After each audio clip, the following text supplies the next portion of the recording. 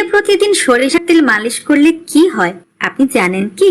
লিঙ্গে প্রতিদিন সরিষার তেল মালিশ করলে কি হয় এটা জানলে আপনি প্রতিদিন সরিষার তেল আপনার লিঙ্গে মালিশ করবেন।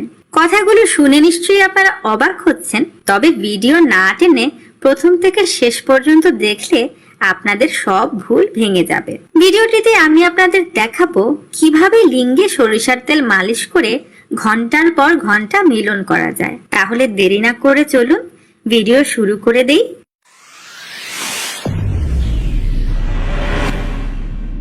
লিঙ্গে যে সমস্যা সবচেয়ে বেশি হয় তা হচ্ছে আগামোটা গোড়া চিকন। এটা কেন হয় জানেন?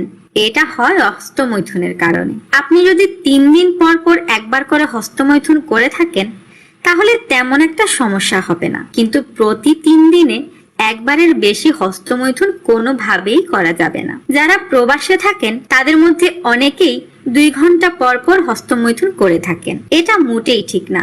এছাড়াও লিঙ্গে অনেক রকমের রোগ হয়, তার মধ্যে গনোরিয়া একটি রোগ। যারা বিভিন্ন হোটেলে বাজে মেয়েদের সাথে শারীরিক মিলন করে থাকেন তারা সাবধান হয়ে যান, কারণ গনোরিয়া একবার হলে আপনার জীবন শেষ করে দিবে। গনোরিয়া সহ হাজারো রোগের সমাধান পাবেন সরিষার তেল থেকে। এখন আমি আপনাদেরকে বলবো সরিষার তেল কখন লিঙ্গে ব্যবহার করবেন এবং কি নিয়মে ব্যবহার করবেন, সব আপনাদের এক এক করে বুঝিয়ে দিব। তো দর্শক, সাধারণত সরিষার তেল আমরা রান্নার কাজে ব্যবহার করে থাকি, অনেকে আবার শরীরে ব্যবহার করে থাকে। বেশিরভাগ ক্ষেত্রে ছোট ছোট বাচ্চাদের শরীরে সরিষার তেল ব্যবহার করে থাকে। সরিষার তেল লিঙ্গে ব্যবহারের পূর্বে অবশ্যই যাচাই করে নিতে হবে যে সরিষার তেলটি খাঁটি কিনা।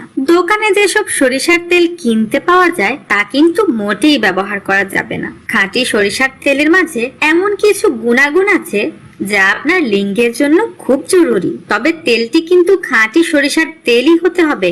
আমি বারবার বলছি, তেলটি যেন ঘরে ভাঙানো খাঁটি সরিষার তেল হয়। এই সরিষার তেল যদি আপনার লিঙ্গে মালিশ করতে পারেন তাহলে আপনার লিঙ্গ হয়ে উঠবে সুস্থ এবং সতেজ। তবে প্রথমে নিয়মটা জেনে নিন। সরিষার তেল লিঙ্গে মালিশ করার আগে আপনার লিঙ্গটি ভালো করে ধুয়ে নিন। ধোয়ার জন্য আপনি সাবান ব্যবহার করতে পারেন। লিঙ্গ ভালোভাবে ধুয়ে নেবার পর তার নরম কাপড় দিয়ে ভালো করে মুছে নিতে হবে। ভালো করে না মুছলে সরিষার তেল মালিশ করতে সমস্যা হবে। এরপর আপনার পুরুষাঙ্গকে সামান্য উত্তেজিত করুন। খুব বেশি উত্তেজিত করবেন না, সামান্য উত্তেজিত করুন। লিঙ্গ সামান্য উত্তেজিত অবস্থায় থাকলে সুবিধা মতো সব জায়গাতে মালিশ করা যায়। লিঙ্গকে সামান্য উত্তেজিত করার পর 10 থেকে 12 ফোঁটা সরিষার তেল হাতে নিন। সরিষার তেল হাতে নিয়ে আপনার লিঙ্গের যেখানে যেখানে ঢিলা বা চিকন মনে হবে ঠিক সেখানে সেখানে মালিশ করুন। প্রিয় দর্শক, লিঙ্গের তেল মালিশ করার সময় লিঙ্গের গোড়া থেকে আগার দিকে মালিশ করতে অনেকেই লিঙ্গের রগ ঢিলা হবার কারণে স্ত্রীকে সুখ দিতে পারে না। আবার অনেকেরই অতিরিক্ত হস্তমৈথুন করার কারণে তাদের দ্রুত বীর্য বের হয়ে যায়। যারা অনেক টাকা পয়সা নষ্ট করেও ভালো ফল পাচ্ছেন না তারা এই সরিষার তেলটি মালিশ করে দেখতে পারেন। তবে কোনোভাবেই লিঙ্গের ছিদ্রের মাঝে তেল প্রবেশ করতে দেয়া যাবে না, কারণ খাঁটি সরিষার তেলে খুব ঝাঁঝ থাকে। লিঙ্গের ছিদ্রের মধ্যে এই ঝাঁঝ তেল চলে গেলে কিছুটা সমস্যা কিন্তু হতে পারে। আরেকটা কথা, লিঙ্গে তেল মালিশ করার সময় ভুলেও হস্তমৈথুন করা যাবে না, তাহলে এই মালিশ আপনার কোনো উপকারেই আসবে না। এখন কথা হলো কখন লিঙ্গে তেল মালিশ করবেন। আপনাদের মধ্যে যারা অবিবাহিত আছেন তারা রাতে ঘুমাতে যাওয়ার আগে 5 থেকে 7 মিনিট তেলটি মালিশ করবেন।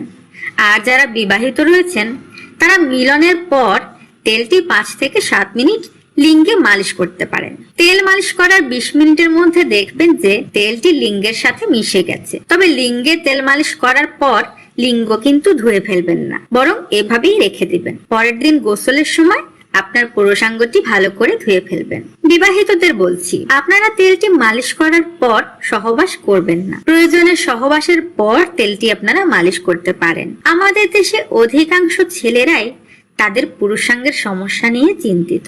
আপনি চাইলে ভিডিওটি শেয়ার করতে পারেন।